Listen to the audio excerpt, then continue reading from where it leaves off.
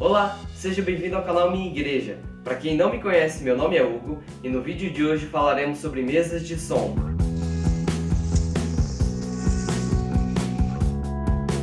Neste vídeo abordaremos os seguintes temas: o que são e para que servem, as entradas e saídas, o que são os auxiliares, as analógicas versus as digitais, qualidade, preços e modelos e lojas de música. Bom, já quero começar falando que esse vídeo não é para você que já entende tudo sobre mesas de som.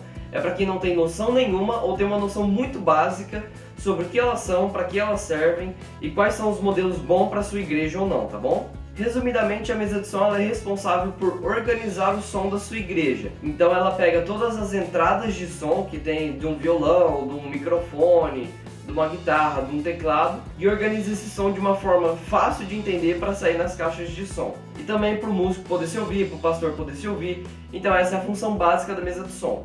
Tá bom, Hugo, mas para esse som chegar na mesa e para ele sair, essa mesa tem que ter entradas e saídas. E quais são elas? As principais entradas e saídas da mesa de som são essas. Então nós temos o input, que é o que você conecta a sua voz do microfone, um violão, um teclado. Temos os auxiliares, que eu vou explicar mais pra frente o que são, é um tipo de saída. A saída do fone para o técnico de som monitorar o áudio. Nós temos também a saída LR, ou também chamada de main, que é a saída principal da mesa de som, que é essa que você vai endereçar para sair nas caixas da igreja, por exemplo. E algumas mesas também têm entrada USB para você salvar uma cena, no caso das digitais, ou você tocar uma música pela própria mesa de som. Beleza, agora que vocês entenderam mais ou menos quais são as entradas e saídas da mesa de som, quantas eu preciso? Vamos lá. Você sempre calcula um número de inputs maior do que você precisa atualmente, porque eventualmente pode entrar mais gente no louvor, pode ter um evento na igreja, você pode levar essa mesa de som para um acampamento e não ter todas as entradas suficientes. Então é muito importante que você calcule a quantidade de inputs que você precisa e dê uma sobra. E lembrando que inputs são todas as entradas.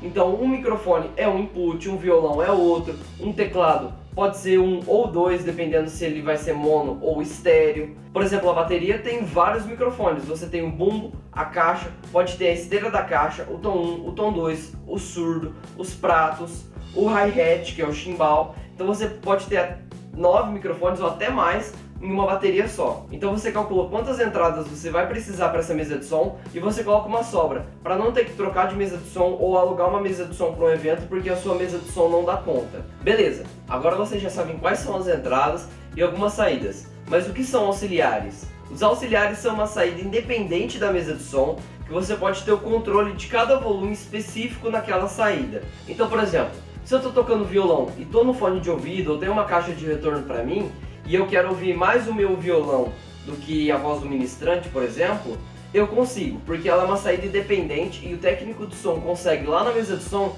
dar mais volume só do meu violão naquela saída. Então se você aumenta o violão em uma saída, que é o auxiliar, que é uma saída independente, não vai aumentar o som do violão na igreja e nem na caixa do ministrante, por exemplo. Então isso é um recurso muito legal para as pessoas conseguirem se ouvir e chama auxiliar. Bom, existem duas maneiras principais de se ouvir. Uma delas é a caixa de som e outra são os fones. Mas as caixas de som estão sendo deixadas de lado. Primeiro porque elas são pesadas, são grandes, geram poluição visual e sonora e são bem mais caras que os fones de ouvido. E às vezes até precisar de uma potência, um amplificador se ela não for ativa. Então são várias desvantagens que você tem em uma caixa de som. Já o fone de ouvido é algo muito mais barato. Por exemplo, alguns da AKG, o K144P, se não me engano. Alguns da KZ, que é uma marca da China, mas é muito boa.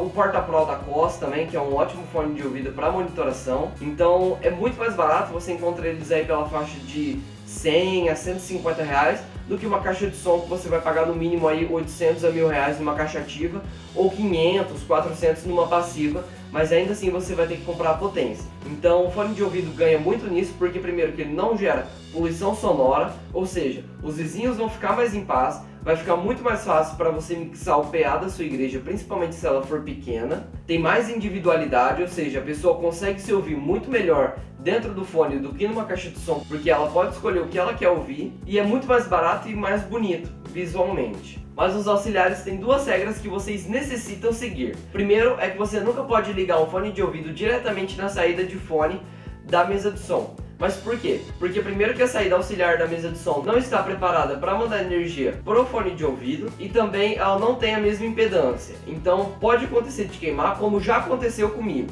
E aí nesse caso você tem que utilizar um amplificador para fones para poder casar a impedância e a potência da saída do auxiliar para o fone de ouvido. E a segunda regra é que você não pode utilizar aquele fone de ouvido que veio no seu celular que tem um microfone embutido, porque esse aqui é o tipo de conector correto que você tem que utilizar. Que ele tem, eu não lembro a ordem certinha, o terra, o direito e o esquerdo, por exemplo. Ele só tem esses três e encaixa perfeitamente nos adaptadores, nos cabos e tudo mais. E não vai dar problema para sua mesa de som. Já se você utilizar esse, ele tem 3 cortinhos e 4 partes. Então você tem o terra, o microfone, o direito e o esquerdo, por exemplo, mas eu não lembro se é necessariamente nessa ordem. Então essa partezinha aqui pode dar problema, como muita gente tem, e nenhuma marca de mesa de som recomenda você utilizar esse tipo de conector para os fones de ouvido. Agora vamos falar sobre a diferença entre as analógicas e as digitais. As mesas de som analógica trabalham basicamente somente com energia elétrica. Então você tem um microfone que ele traduz energia sonora em energia elétrica,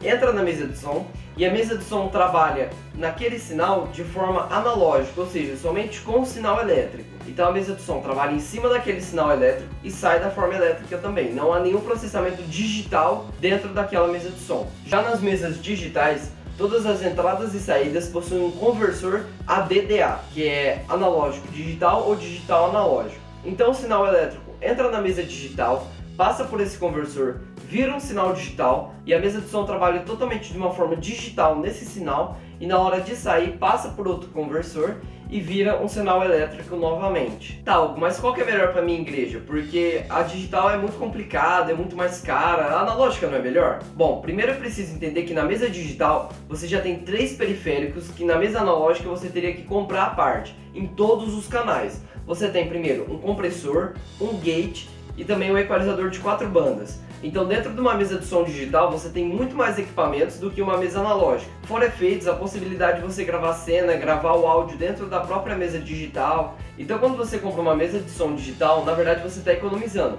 Você economiza espaço porque não precisa comprar 1 milhão de periféricos e ter milhões de cabos para fazer todas essas conexões. Economiza nesses cabos e nesses conectores, economiza na manutenção, porque esses cabos uma hora vão dar problema e esses periféricos também, e também na energia, porque vários periféricos acabam gastando mais energia do que uma mesa de som. Então sempre que você vê o preço de uma mesa de som digital, você antes de tudo tem que pensar que tem vários periféricos dentro dela.